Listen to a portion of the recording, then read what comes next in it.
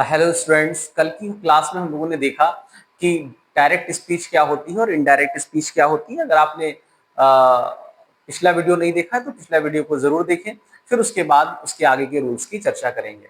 कल हम लोगों ने क्या देखा, जल्दी से जान लेते हैं। कल हम लोगों ने सीखा कि नैरेशन क्या होता है, कथन क्या होता है, डायरेक्ट स्पीच क्या होती है, इनडायरेक्ट स्पीच क्या होती है। जल्दी से एक बार फिर से रिवाइज करा देते हैं। डायरेक्ट स्पीच वो होती है जो किसी वक्ता के द्वारा कहे गए बातों को अगर बिल्कुल उसी प्रकार से व्यक्त कर दिया जाए जैसा कि वक्ता ने कही थी, तो डायरेक्ट स्पीच कहलाता है। लेकिन इनडायरेक्ट स्पीच में क्या होता है कि हम वक्ता की बातों को अपने शब्दों में कहते हैं। अगर अफर्मेटिव सेंटेंसेस होते हैं, अफर्मेटिव या निगेटिव होते हैं, तो सेड सेड में रहता है और सेड टू टोल्ड में चेंज हो जाता है। लेकिन अगर वाक्य इंट्रोगेटिव है, फर्स्ट टाइप है, सेड या सेड टू आस्क्ड में चेंज हो जाता है। उसके बाद आता है हमारा इंपरेटिव सेंटेंस। इंपरेटिव सेंटेंस में सेड या सेड टू हमारा ordered, requested, suggested, commanded, advised इन सब में चेंज हो जाता है। और उसके बाद हमारा एक्सक्लेमेटरी, हृदय की तीव्र भावना जिसमें व्यक्त होती है, तो उसमें सेड या सेड टू हमारा exclaimed with joy, exclaimed with sorrow, exclaimed with surprise आदि में चेंज हो जाता है। ऑपरेटिव सेंटेंस में सेड या said to wished, blessed, cursed, prayed आदि में चेंज होता है। उसके बाद हमने कंजक्शंस की चर्चा की थी। कंजक्शंस में हमने बताया था कि अगर वाक्य आपका अफर्मेटिव या निगेटिव है तो आपका कंजक्शन दैट का प्रयोग होता है। अगर आपका वाक्य इंट्रोगेटिव फर्स्ट टाइप है तो इफ या वेदर का प्रयोग होगा। लेकिन अगर इंट्रोगेटिव सेकंड टाइप है तो डब्ल्यू एच वर्ड ही हमारा कंजक्शन का कार्य करता है।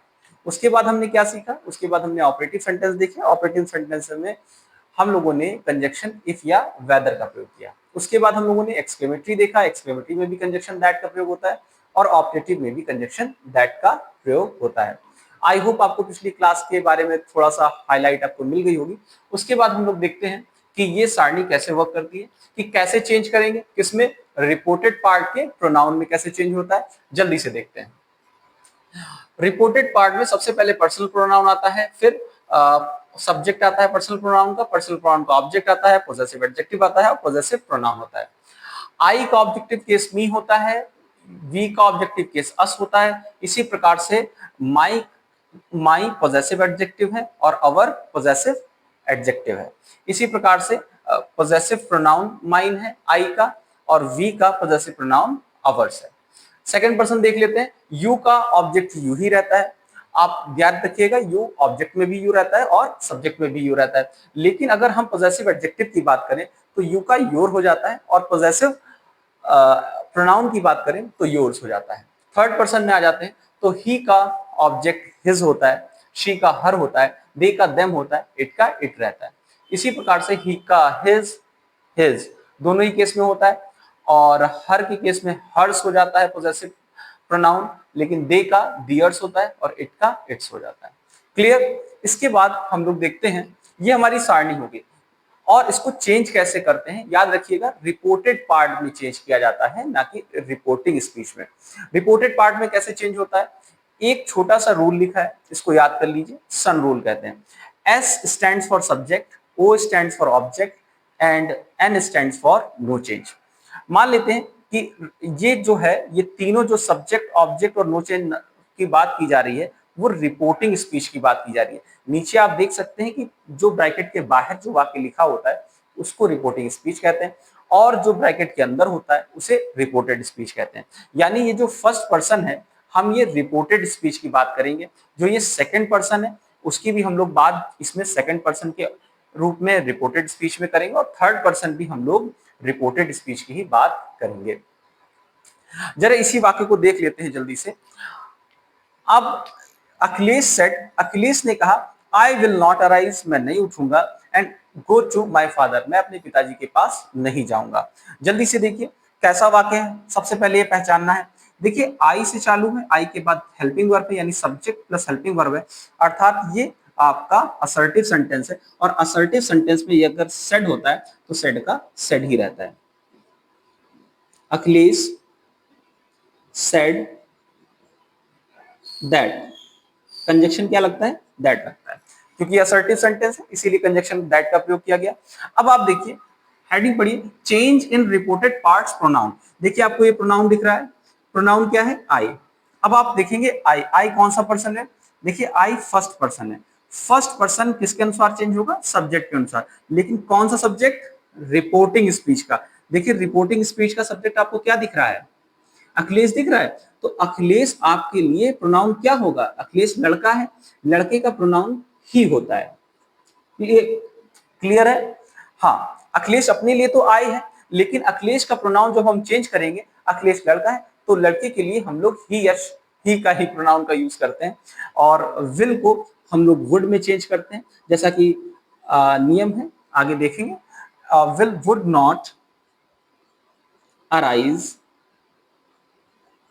And go to. अब देखिए माई, माई देखिए जरा कहां पे आ रहा है आपका, ये देखिए माई आ रहा है, यानी पॉजेसिव एडजेक्टिव है। माई वो स्वयं के लिए, लेकिन इसका प्रोनाउन चेंज करेंगे तो माई फर्स्ट पर्सन के अनुसार चेंज होगा। तो फर्स्ट पर्सन अखिलेश है, अखिलेश ही या शी है, तो उसका पॉजेसिव एडजेक्टिव क्या हो जाएगा, हिज फादर। देखिए अखिलेश अपने लिए तो माई यूज कर रहा है, लेकिन अखिलेश के लिए पॉजेसिव एडजेक्टिव क्या हो जाता है, हिज, तो हिज फादर हो जाएगा, और इस प्रकार से हमारा इनडायरेक्ट स्पीच बन जाएगा। क्लियर है। एक बार इसका भी स्क्रीनशॉट ले लीजिए, उसके बाद हम लोग आगे की ओर बढ़ते हैं। हाँ, अब टेंस चेंज को देख लेते हैं, कैसे टेंस चेंज होता है। और टेंस चेंज में सबसे पहले आप देखिए, अगर आपको कहीं पे V1 या S या ES दिख जाता है, तो आपको सभी को पता है कि V1 या S या ES किस में लगता है बेटा, प्रेजेंट इंडेफिनिट में, प्रेजेंट इंडेफिनिट में। हाँ, प्रेजेंट इंडेफिनिट में अगर आपको कहीं पे सब्जेक्ट और ये V1 दिख जाता है, तो आपका V2 में चेंज हो जाता है, और V2 क्या होता है, पास्ट इंडेफिनिट, पास्ट इंडेफिनिट में चेंज होता है, अर्थात प्रेजेंट इंडेफिनिट आपका पास्ट इंडेफिनिट में जाता है, डू नॉट या डज नॉट डिड नॉट में जाता है। डू नॉट कहीं पे दिख जाए, डिड नॉट डज नॉट दिख जाए, तो उसको डिड नॉट में चेंज करते हैं। लेकिन एक बात आप याद रखिएगा कि अगर आपको कोई इंट्रोगेटिव सेंटेंस दिया हो, इंट्रोगेटिव सेंटेंस में यदि डू या डज दिया हो, तो उसे रिमूव कर देते हैं, उसे रिमूव कर देते हैं।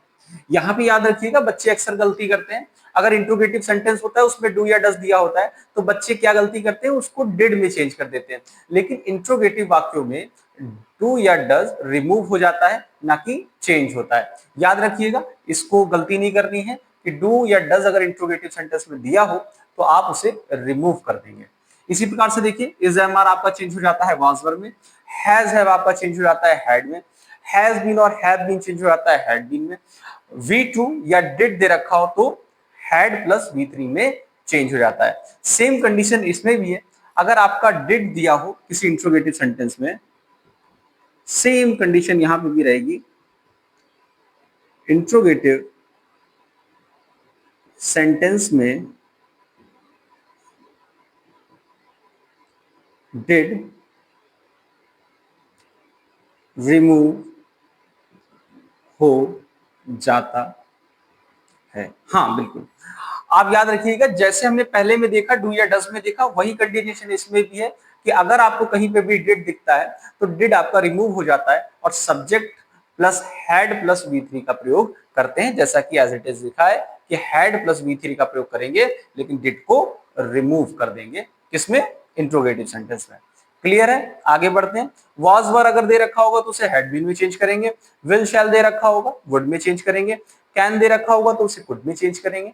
इसी प्रकार से आपका मे दे रखा होगा तो उसे माइट में चेंज करेंगे। और यहाँ पे कुछ ऐसी चीजें लिखी हैं जिनमें कोई भी परिवर्तन नहीं होता है, जैसे देखिए नो चेंज में देख लीजिए, हैड में ही रहता है, हैड बीन में भी रहते हैं, कैन तो चेंज होता है लेकिन कुड नहीं चेंज होता है, माइट नहीं चेंज होता है, और मस्ट नहीं चेंज होता है, और शुड भी चेंज नहीं होता है। एक बार इसका भी स्क्रीनशॉट ले लीजिए, फिर उसके आगे की ओर बढ़ते हैं। चलिए नेक्स्ट देखते हैं। नेक्स्ट में क्या है, कुछ पॉइंट है उसकी जरा चर्चा कर लेते हैं। सबसे पहला पॉइंट देखिए, यदि किसी वाक्य में सार्वभौमिक सत्य या ऐतिहासिक घटना का जब वर्णन होता है तो उसके रिपोर्टेड स्पीच में कोई भी परिवर्तन नहीं होता है। अब सार्वभौमिक सत्य क्या होते हैं? जिनको बदला ना जा सके, जो हमेशा सदैव वही रहेंगे, जैसे सूर्य पूरब में उगता है और पश्चिम में अस्त होता है। तो ऐसी जो भी कोई घटना है वो सार्वभौमिक सत्य है, और कोई ऐतिहासिक घटना है उसमें भी कोई परिवर्तन नहीं होता है। अब ऐतिहासिक घटना जैसे कि भारत 15 अगस्त 1947 को आजाद हुआ था, अर्थात ये एक ऐतिहासिक घटना है और इसमें कोई परिवर्तन नहीं होगा। हाँ, ना ही सार्वभौमिक सत्य में परिवर्तन होता है और ना ही ऐतिहासिक घटना में। आगे देखते हैं, अगर रिपोर्टिंग स्पीच का यदि रिपोर्टिंग स्पीच प्रेजेंट या फ्यूचर में दी हो तो रिपोर्टेड स्पीच में के टेंस में कोई भी परिवर्तन नहीं होता है। ध्यान दीजिएगा, टेंस में कोई भी परिवर्तन नहीं होता है, लेकिन प्रोनाउन में परिवर्तन होता है। तो टेंस में तो कोई भी परिवर्तन नहीं होगा, लेकिन प्रोनाउन में परिवर्तन करेंगे। कब? जब प्रेजेंट या फ्यूचर में दे रखा हो क्या? Reporting speech. रिपोर्टिंग स्पीच अर्थात जो इन्वर्टेड कॉमा के बाहर जो सेंटेंस लिखा है उसमें। सेज टू को हम लोग टेल्स में बदल देते हैं, सेज टू हमारा चेंज होता है टेल्स में। आगे देखिए, change in time and places. ध्यान दीजिएगा, बहुत इजी है, आखिरी है ये हमारा नियम। दिस को दैट में चेंज कर देते हैं, दीस को दोस में चेंज करते हैं, नाउ को देन में चेंज करते हैं, हेयर को देयर में, टुडे को दैट डे में चेंज करते हैं। इसी प्रकार से यस्टरडे को प्रीवियस डे में, द लास्ट नाइट को द प्रीवियस नाइट में, लास्ट वीक को द प्रीवियस वीक, टुमारो को द नेक्स्ट डे या फॉलोइंग डे भी कह सकते हैं, नेक्स्ट वीक को द फॉलोइंग वीक, एगो को बिफोर कहते हैं, बिफोर में चेंज करते हैं। लेकिन यहाँ पे आपको एक बात याद रखने की जरूरत है कि दिस तो दैट में चेंज होगा, लेकिन दैट दिस में चेंज नहीं होगा। इसी प्रकार से दीस का दोस्त तो होगा, लेकिन दोस का दीज नहीं होगा। अक्सर बच्चे गलती करते हैं, कहीं पे बिफोर दिख जाता है तो उसको एगो में चेंज कर देते हैं। नहीं बेटा, एगो का बिफोर होता है, लेकिन बिफोर का एगो नहीं होता है। क्लियर? एक बार इसका भी आप स्क्रीनशॉट ले लीजिए, फिर आगे की ओर बढ़ते हैं। आई होप आपने सारे के सारे रूल्स को अच्छे से पढ़ा होगा, अच्छे से समझा होगा, और इसके आगे अब हमने रूल्स की चर्चा कर ली। अब हम लोग इसकी कुछ प्रैक्टिस कर लेते हैं। सबसे पहले असर्टिव सेंटेंस की प्रैक्टिस करेंगे, देखें असर्टिव सेंटेंस किस तरीके से बनता है। लेकिन उसके पहले आप देखिए, मैंने सन रूल को लिख दिया है जिससे आपको आसानी रहे। बनाते हैं, चलिए। सबसे पहले देखिए, अरुण सेड टू मीरा, अरुण ने मीरा से कहा, I will not give you my book, मैं तुम्हें अपनी किताब नहीं दूंगा। अरुण सेड टू, देखिए बेटा, रिपोर्टिंग स्पीच बेटा सब्जेक्ट प्लस हेल्पिंग वर्ब से चालू है, अर्थात हम कह सकते हैं ये एक असर्टिव सेंटेंस है। और असर्टिव सेंटेंस में सेड या सेड टू को हम लोग टोल्ड में चेंज कर देते हैं, इजी है। उसके बाद देखिए, असर्टिव सेंटेंस के लिए कंजक्शन क्या लगाते हैं? दैट। ठीक है, दैट कंजक्शन लगा लिया। अब देखिए, आई कौन सा पर्सन है? First person. बेटा फर्स्ट पर्सन किसके अनुसार चेंज होता है? सब्जेक्ट के अनुसार। तो सब्जेक्ट क्या है? अरुण। अरुण के लिए क्या यूज करते हैं हम लोग? Pronoun he. क्लियर? विल किस में चेंज होता है बेटा? वुड में चेंज होता है। नॉट गिव, अब फिर से देखिए, योर आ गया, यू आ गया, यू ऑब्जेक्ट की जगह पे लिखा है, सेकंड पर्सन है। सेकंड पर्सन बेटा किसके अनुसार चेंज होता है? ऑब्जेक्ट के अनुसार। देखिए, मीरा ऑब्जेक्ट है इसमें, तो मीरा का ऑब्जेक्टिव केस क्या होगा बेटा? हर होगा, क्योंकि मीरा एक लड़की है। अब देखिए आगे, माई बुक, माई कौन सा पर्सन है? फर्स्ट पर्सन है, और फर्स्ट पर्सन सब्जेक्ट के अनुसार चेंज होता है। सब्जेक्ट कौन है? अरुण। अरुण के लिए हम लोग हिज का प्रयोग करेंगे, यानी पॉजेसिव एडजेक्टिव क्या होगा? ही का हिज हो जाएगा, और इस प्रकार से हमारा वाक्य बन जाएगा। क्लियर? तो कैसे चेंज हुआ? Arun told Meera that he would not give her his book. Clear? अगला देखिए वाक्य, Kavita said to him, Kavita ने उससे कहा, I have not done your homework today, मैंने तुम्हारा कार्य आज या गृह कार्य आज नहीं किया है। जल्दी से देखते हैं वाक्य। देखिए बेटा, सब्जेक्ट प्लस वर्ब से चालू है, तो यानी ये असर्टिव सेंटेंस है। कविता सेड टू असर्टिव सेंटेंस में किसमें चेंज हो जाता है? Told him. असर्टिव सेंटेंस में बेटा कंजक्शन क्या लगता है? That. Kavita told him that. अब फिर से देखिए, सब्जेक्ट क्या आ गया? आई। आई बेटा कौन सा पर्सन है? फर्स्ट पर्सन है। फर्स्ट पर्सन किसके अनुसार? सब्जेक्ट के अनुसार। कविता सब्जेक्ट है तो कविता का प्रोनाउन हमारे लिए क्या हो जाएगा, शी। हैज नॉट या हैव नॉट किसमें चेंज होता है, हैड नॉट में।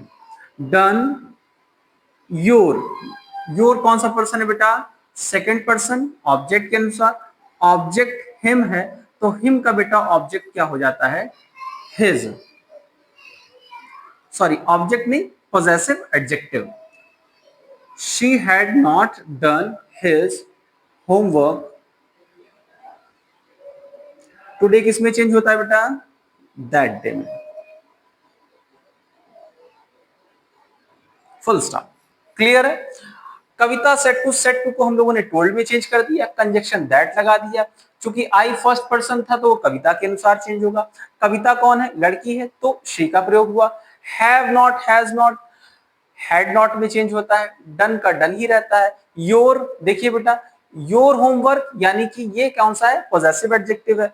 योर का पॉजेसिव एडजेक्टिव बेटा हिज होता है। आपने पूरी सारणी पढ़ी है, आप एक बार उसको कायदे से याद कर लेंगे, बिल्कुल भी प्रॉब्लम नहीं होगी। होमवर्क और टुडे किसमें चेंज हो गया, दैट डे में। क्लियर। एक बार इसका भी स्क्रीनशॉट ले लीजिए। उसके अब बच्चों इंट्रोगेटिव सेंटेंस पे आ जाते हैं। अब देखिए इंट्रोगेटिव सेंटेंस को कैसे बनाते हैं। सबसे पहले देखिए WH वर्ड से चालू हो रहा है। What are you doing now, Rahul said to me, Rahul ने मुझसे कहा what are you doing now, तुम अभी क्या कर रहे हो। चूंकि ये वर्ड से चालू है तो यानी इंट्रोगेटिव सेकंड टाइप है। जल्दी से देखते हैं इंट्रोगेटिव सेंटेंसेस में सेड या सेड टू किसमें चेंज कर देते हैं, आस्क्ड में। ठीक है, राहुल आस्क्ड मी। बेटा इफ या वेदर का प्रयोग करते हैं लेकिन किसमें, इंट्रोगेटिव फर्स्ट टाइप में। चूंकि इंट्रोगेटिव सेकंड टाइप है इसमें WH वर्ड ही किसका कार्य करता है बेटा, कंजक्शन का कार्य करता है। अब कंजक्शन का कार्य करता है, इसके बाद हमें दूसरे सेंटेंस का क्या चाहिए, सब्जेक्ट चाहिए। सब्जेक्ट देखिए बेटा क्या है, यू। यू कौन सा person, second person. Second person किसके अनुसार चेंज होगा, ऑब्जेक्ट के अनुसार। देखिए इसका ऑब्जेक्ट क्या है, मी। तो मी का बेटा सब्जेक्ट क्या बन जाता है, आई। इज एम आर किसमें चेंज होता है, वॉज वर्ब में। What I was doing, now किसमें चेंज हो जाएगा, देन में। और अंत में फुल स्टॉप लग जाता है। याद रखिएगा इंट्रोगेटिव सेंटेंस का जब हम इनडायरेक्ट स्पीच बनाते हैं तो वो असर्टिव में बनता है, इसीलिए हमारा जो क्वेश्चन मार्क है वो फुल स्टॉप में चेंज हो जाता है। एक बार फिर से देखिए, चूंकि ये इंट्रोगेटिव सेंटेंस था तो ये सेड या सेड टू आस्क में चेंज हो गया।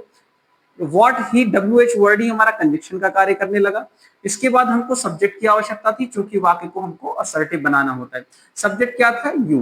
अब चूंकि यू को प्रोनाउन हमको चेंज करना था तो यू फर्स्ट सेकंड पर्सन है, सेकंड पर्सन ऑब्जेक्ट के अनुसार चेंज होता है। ऑब्जेक्ट मी था तो बेटा मी का सब्जेक्ट क्या होता है, सारणी में आप देखिएगा आई होता है। Is am are was verb में चेंज होता है, चूंकि आई के साथ वॉज लगता है इसलिए वॉज लगाया गया। Doing, then. क्लियर है। आगे देखते हैं। My teacher said to me, मेरे टीचर ने मुझसे कहा can you solve this question, क्या तुम ये क्वेश्चन हल कर सकते हो। जल्दी से देखते हैं, चूंकि ये हेल्पिंग वर्ब से चालू है तो ये अर्थात ये इंट्रोगेटिव सेंटेंस है। माई टीचर सेड या सेड टू किसमें चेंज कर देंगे, आस्क मी। अब चूंकि हेल्पिंग वर्ब से चालू है तो इफ कंजक्शन ले लेते हैं। इफ, अब बेटा देखिए यू सब्जेक्ट है, यू सेकंड पर्सन है, सेकंड पर्सन ऑब्जेक्ट के अनुसार चेंज होता है। ऑब्जेक्ट मी है तो मी का सब्जेक्ट क्या हो जाएगा, आई। कैन किस में चेंज हो जाएगा, कुड। सॉल्व, दिस किस में चेंज होता है, दैट में। Question, full stop. क्लियर है। देखिए फिर से एक बार देख लीजिए, चूंकि ये इंट्रोगेटिव सेंटेंस था तो सेड या सेड टू आस्क में चेंज हो गया। उसके बाद हमने कैन यानी हेल्पिंग वर्ब से चालू था यानी इफ या वेदर का प्रयोग करना था कंजक्शन के रूप में, कर लिया। उसके बाद हमें सब्जेक्ट चाहिए था, आप देखिए यहाँ पे सेकंड पर्सन लिखा था। सेकंड पर्सन बेटा ऑब्जेक्ट के अनुसार चेंज होता है। ऑब्जेक्ट मी था तो मी का बेटा सब्जेक्ट क्या होता है, आई होता है। तो कैन को कुड में चेंज किया, सॉल्व वैसे ही लिखा रहा, दिस को दैट में चेंज करते हैं, क्वेश्चन को क्वेश्चन, अंत में फुल स्टॉप लगा देते हैं। क्लियर। इसका भी एक बार स्क्रीनशॉट ले लीजिए, फिर आगे की ओर बढ़ते हैं। चलिए कुछ एग्जांपल्स अब इंट्रोगेटिव सेंटेंस के ले लेते हैं। देखिए पहला सेंटेंस क्या कह रहा है, the teacher said to us solve this question. Teacher ने हमसे कहा सॉल्व दिस क्वेश्चन, इस क्वेश्चन को हल करो। याद रखिएगा इंपरेटिव सेंटेंस में सब्जेक्ट छिपा रहता है, यानी यू हिडन रहता है। देखिए यहाँ पे किसी प्रकार के सब्जेक्ट यहाँ पे नहीं लिया गया। Solve this question. देखते हैं इंपरेटिव सेंटेंस में कैसे सेड या सेड टू चेंज होता है। Teacher, the teacher said to ordered में भी चेंज हो सकता है। टीचर बच्चे को ऑर्डर भी दे सकता है, एडवाइस भी दे सकता है, कमांड भी कर सकता है, लेकिन यहाँ पे क्वेश्चन सॉल्व करने के लिए कहा तो हम यहाँ पे ऑर्डर का प्रयोग करेंगे। The teacher ordered us. Conjunction क्या लगता है इंपरेटिव सेंटेंस में? टू। सॉल्व दिस किस में चेंज होता है बेटा? दैट में। Question clear? बहुत इजी था, बहुत ज्यादा इजी था, क्योंकि कंजक्शन टू का प्रयोग किया और सॉल्व दिस को दैट में किया और इजिली हमारा सेंटेंस बन गया। अब आगे देखते हैं। My father said to me get up early in the morning. आपको नहीं लग रहा है पिताजी कोई बात कह रहे हैं, हो सकता है वो ऑर्डर दे रहे हो, लेकिन यहाँ पे एडवाइस भी हो सकता है, सलाह भी दे सकते हैं पिताजी। तो हम सेड या सेड टू को एडवाइस में चेंज करेंगे। देखिए, my father advised me to. Conjunction क्या लगा दिया? टू, चूंकि इंपरेटिव सेंटेंस में कंजक्शन टू का प्रयोग होता है। To get up early in the morning. Clear है? My father advised me to get up early in the morning. I hope clear हुआ होगा। ठीक, अब कुछ एग्जांपल्स हम लोग एक्सक्लेमेटरी सेंटेंसेस के देख लेते हैं, जल्दी से देखते हैं। एक्सक्लेमेटरी सेंटेंस में क्या होता है? हृदय की तीव्र भावनाओं का यूज होता है, यानी आपको एकदम से जब खुशी हो, एकदम से गुस्सा है, या एकदम से आप दुखी हो जाए, या आपको एकदम से आश्चर्य हो, तो वहां पे होता है। तो जैसा जहां पे इमोशन होगा वहां पे वैसा चेंज करते हैं। खुशी है तो एक्सक्लेम विद जॉय, दुख है तो एक्सक्लेम विद सॉरो, और अगर आश्चर्य है तो एक्सक्लेम विद सरप्राइज में चेंज करते हैं। देखिए पहला सेंटेंस, अमित सेड, अमित ने कहा हुर्रे आई हैव पास्ड, यानी ये बहुत खुशी की बात है। अमित कह रहा है वाह मैं पास हो गया, तो यानी वो बहुत ज्यादा खुश है। तो हुर्रे को किस में चेंज करेंगे बेटा? अमित सेड को चेंज करेंगे बेटा एक्सक्लेम्ड विद जॉय। क्लियर है? क्योंकि उसे खुशी है तो एक्सक्लेम्ड विद जॉय में चेंज कर दिया। याद रखिएगा खुशी के लिए डायरेक्ट स्पीच में हुर्रे का प्रयोग किया और इनडायरेक्ट स्पीच में जॉय का प्रयोग कर लिया, अर्थात हुर्रे अब क्या हो जाएगा? रिमूव हो जाएगा। Amit exclaimed with Joy, conjunction क्या लगता है बेटा? दैट लगता है। आई हैव, आई कौन सा पर्सन है बेटा? फर्स्ट पर्सन है। फर्स्ट पर्सन किसके अनुसार चेंज होगा? सब्जेक्ट के अनुसार। सब्जेक्ट कौन है? अमित। अमित हमारे लिए कौन होगा? ही। हैज किस में चेंज होगा? हैड में। पास्ट। बहुत इजी है। तो क्या बन गया? Amit exclaimed with joy that he had passed. Clear? अगला देखिए, she said alas I have lost the keys. उसने कहा, शी सेड, अच्छा अलोस, अलोस बेटा दुख के लिए प्रकट होता है, यानी हमें यहाँ पे सेड या सेड टू को एक्सक्लेम्ड विद सॉरो में चेंज करना है। जल्दी से देखते हैं। सी exclaimed with sorrow that। अब चूंकि एलॉस के लिए सॉरो लगा दिया है, अब एलॉस रिमूव हो जाएगा। सी एक्सक्लेम्ड विद सॉरो दैट। अब फिर से देखिए, सब्जेक्ट में आए हैं, आए सब्जेक्ट के अनुसार चेंज होगा। सब्जेक्ट कौन है? शी। बेटा शी का जो सब्जेक्ट बेटा शी ही रहता है। शी हैज है किसमें चेंज होगा? हैड में। Lost the keys. क्लियर है? क्या बन गया? She exclaimed with sorrow that she had lost the keys. Clear? चलिए ठीक है, अब हम लोग ऑप्टेटिव सेंटेंस को देख लेते हैं। ऑप्टेटिव सेंटेंसेस में हम लोग या तो किसी को विश करते हैं, या ब्लेस करते हैं, या प्रे करते हैं, या किसी को कर्स करते हैं, तो हम लोग ऑप्टेटिव सेंटेंस को बनाते हैं। देखिए ऑप्टेटिव सेंटेंस में पहला वाला वाक्य देखिए, my grandmother said to me, मेरी ग्रैंड मदर ने मुझसे कहा, मे यू लिव लॉन्ग, ईश्वर तुम्हारी दीर्घायु करे, यानी ये विश किया उन्होंने, ग्रैंड मदर ने। तो हम लोग माई ग्रैंड मदर सेड या सेड टू को हम लोग विश्ड में चेंज कर देंगे, क्योंकि उन्होंने ऐसा विश किया, ऐसी कामनाएं दी कि my grandmother said to किस में चेंज हो गया, विज्ड में, my grandmother wished me that, क्योंकि कंजक्शन इसमें दैट का प्रयोग होता है। सब्जेक्ट देखिए क्या है, यू, यू यानी सेकंड पर्सन बेटा ऑब्जेक्ट के अनुसार चेंज होता है। तो मी का सब्जेक्ट क्या हो जाएगा, आई। मे किस में चेंज होता है, माइट में। लिव लॉन्ग, बाकी सेंटेंस एज इट इज बन जाएगा, फुल स्टॉप। फिर से देख लीजिए, my grandmother said to me, मेरी ग्रैंड मदर ने मुझसे कहा, मे यू लिव लॉन्ग, ईश्वर तुम्हारी दीर्घायु करे, ऐसी उन्होंने कामना करी। और कामना करने के लिए बेटा हम लोग विश का प्रयोग करते हैं, अर्थात हमने सेड या सेड टू को विश में चेंज कर दिया, कंजक्शन दैट का प्रयोग किया। अब चूंकि सब्जेक्ट जो था वो सेकंड पर्सन था, सेकंड पर्सन बेटा ऑब्जेक्ट के अनुसार चेंज होता है। ऑब्जेक्ट मी है तो बेटा मी का सब्जेक्ट की जगह पे क्या आ जाता है, आई आ जाता है। मे बेटा माइट में चेंज हो गया, लिव लॉन्ग। क्लियर। अगला सेंटेंस देख लेते हैं। अगला सेंटेंस क्या कह रहा है, mother said to me, mummy ने मुझसे कहा, मे गॉड ब्लेस यू, यानी ईश्वर तुम्हारे ऊपर कृपा बनाए रखे। तो मम्मी ने एक कृपा यानी कृपा की है, यानी प्रे किया है। ये चीज कृपा के लिए हम लोग प्रे लगाते हैं। तो मदर सेड या सेड टू किस में चेंज हो जाएगा, प्रेड, कंजक्शन क्या लग जाएगा, दैट। अब देखिए बेटा इसमें क्या है, सब्जेक्ट गॉड है, बेटा गॉड थर्ड पर्सन है, थर्ड पर्सन बेटा नो चेंज होता है। देखिए थर्ड पर्सन बेटा नो चेंज होता है, यानी गॉड एज इट इज रहेगा। मे किस में चेंज होगा, माइट में चेंज होगा, गॉड माइट ब्लेस। बेटा यू कौन सा पर्सन है, सेकंड पर्सन, सेकंड पर्सन किसके अनुसार चेंज होगा, ऑब्जेक्ट के अनुसार। ऑब्जेक्ट मी है तो बेटा ऑब्जेक्ट मी का ऑब्जेक्ट भी मी ही रहता है, फुल स्टॉप। यानी mother prayed that God might bless me. I hope आपको क्लियर हुआ होगा।